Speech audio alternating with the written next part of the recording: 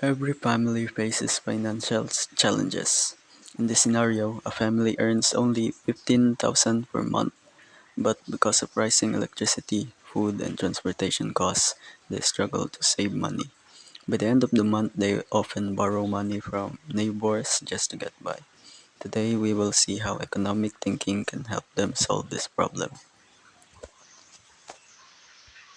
Our electricity bill increased again. Food prices are also getting higher. I don't know how we can manage everything with only 15,000 pesos. I know, after paying rent, food, transportation, and electricity, we have barely to everything live. Sometimes we need borrow money for our neighbors. Mom, Dad, my school project needs materials tomorrow. Hines. See?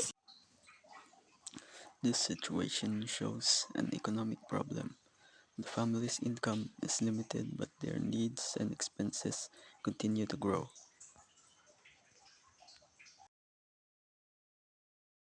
Hello, I heard you're having trouble managing your budget. If I were an economist, I would first analyze the situation.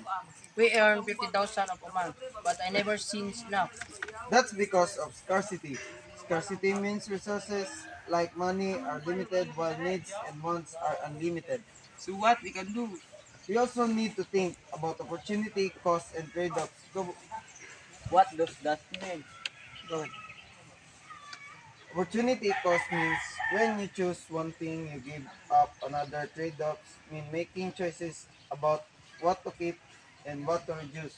See? Make a simple budget. Plan based on your 15,000 income. So, here an example. Rent 4,000, food 5,000, electricity and water 2,000, transportation 2,000, school expenses 1,000, savings 1,000. Saving. We never drew that about that. Saving even a small amount helps prevent borrowing in emergencies. Sin pa. Sin. We reduce our expenses.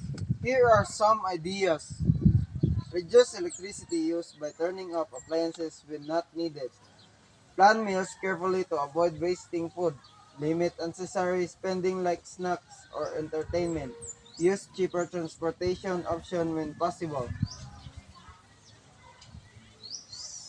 Sin 6.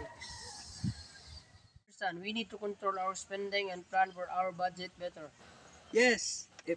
If we save a little every month, we won't have to borrow money anymore. Economics actually help real life. Exactly, economics helps people make smart decisions with limited resources. Mala. The end.